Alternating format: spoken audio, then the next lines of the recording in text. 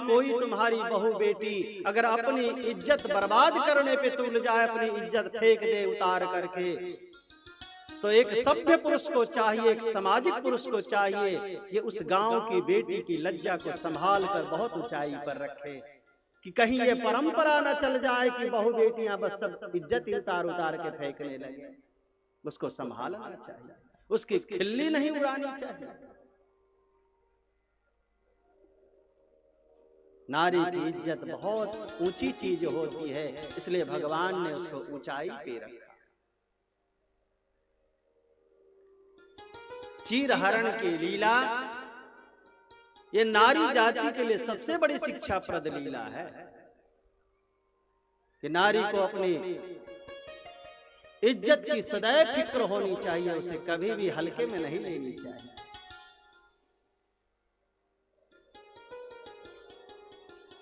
भगवान से पुनः याचना करने पर गोपियों ने जब मांगी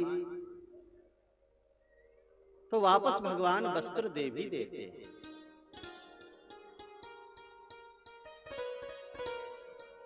भर्जिता क्वथिता धाना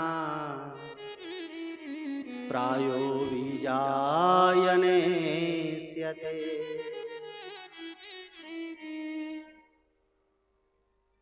देखो एक अर्थ और है, भगवान है मायापति। भगवान ने इन वस्त्रों का हरण नहीं किया। किस वस्त्र का किया? का माया रूपी वस्त्र का हरण किया भगवान का। जब माया, भगवान मायापति थे, माया मुक्त कर दिया गोपियों को, तो फिर वापस क्यों दे दिया? यो मैया वेशित धियाम कामः कामाय कल्पते भर्जिता क्वथिता धाना प्रायो विजायनेष्यते।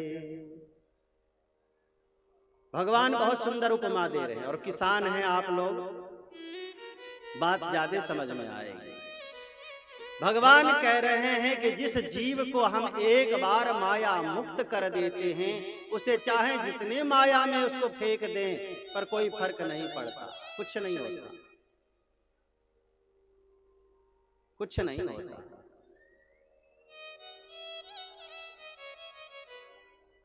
भर्जिता क्वथिता धाना, आप लोग धान की खेती करते हैं, अगर धान को भूज दें, लावा बना दें और फिर बोएंगे तो जमेगा? नहीं जमेगा। क्या होगा? सड़ जाएगा, मिट्टी में डाल देंगे। तो भगवान कह रहे हैं कि क्वथिता, अगर उसको कूट दे तो धान धान रहेगा क्या? नहीं रहेगा। क्या हो जाएगा? छिलका निकलते ही चावल। अब चावल बोएंगे तो जमेगा क्या? नहीं जमेगा। कभी देखा आप लोगों ने ट्राई करके? नहीं देखा। कभी समझदारी दिखाइए, चावल बो के देखिए खेत में, जमता कि नहीं जमता? भरोसा है कि नहीं जमेगा? गिरते रहता है चावल, सड़ जाता है, नहीं जमता। तो एक काम करें, एक धान को हम नाखून से उसके छिलके को उधेड़ दें, एक बार उससे चावल निकाल लें, फिर दोनों तरफ के छिलका संभाल के रखे रहें, फिर चावल डाल दें, थोड़ी सी गोंद फेविकोल जो भी हो, फेविक्विक लगा के फिर ढक्कन लगा के बंद कर दे, तो ज्यों का त्यों बना दे। बोएंगे तो जमेगा? हैं? पक्का नहीं जमेगा। देखने में तो लगता है कि ज्यों का त्यों है, कुछ हुआ ही नहीं। इतनी सावधानी से बिस्कुट चिपका दिया फेविक्विक से, पर जमेगा नहीं, पक्की बात, सड़ जाएगा। भगवान यही बात कह रहे हैं, प्रायो बीजायनेष्यते। एक बार जहां भगवान मायापति ने माया रूपी छिलका जीव के छिल दिया, फिर कितना भी चिपका दे कोई भी, पर वो माया अंकुरित नहीं होती, वो माया कुछ नहीं कर सकती।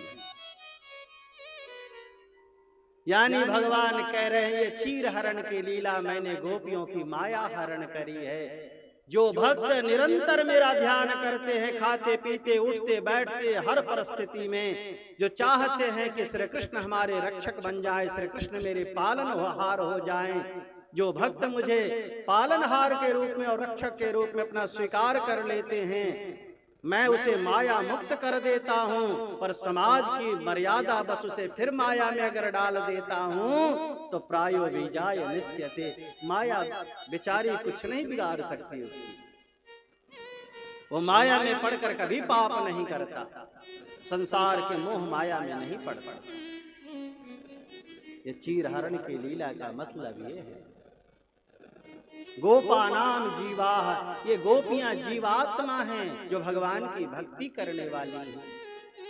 तेसाम वस्त्राणि आवरणानि माया, जो उनके वस्त्र थे वो माया थी। और कर्षति थी कृष्ण, कर्षण करने वाले श्री कृष्ण हैं। माया मुक्त की कथा है। माया में पढ़ करके लोग पाप का आचरण करते हैं, मनमाना आचरण करते हैं। भगवान ने कहा मैं उस माया से ही मुक्त कर देता हूं, तब तो पाप नहीं करोगे, तब तो मनमाना नहीं करोगे। ये चीर हरण की लीला माया हरण की लीला है। भगवान ने गोपियों के वस्त्र नहीं हरण किया, जो आजकल लोग सुनाते हैं कथाओं में मजाक बना करके। धिक्कार है ऐसे लोगों की।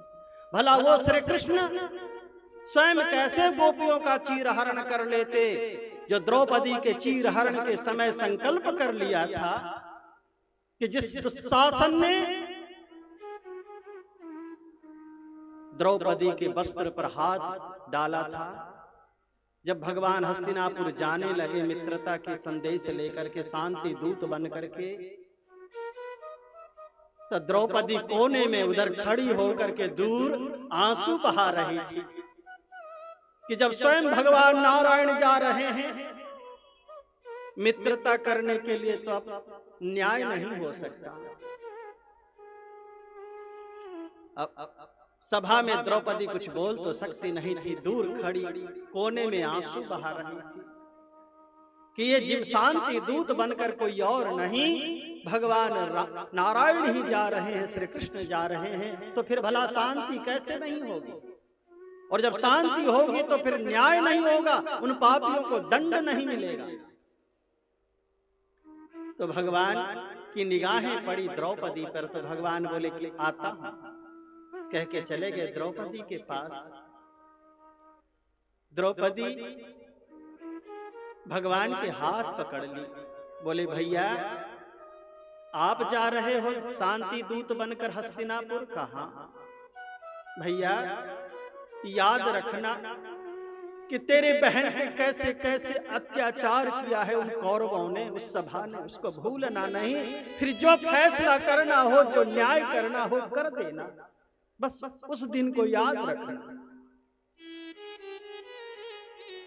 भगवान द्रौपदी के आंसू पोंछ कर बोले बहन ये तो मैं दिखावा कर रहा,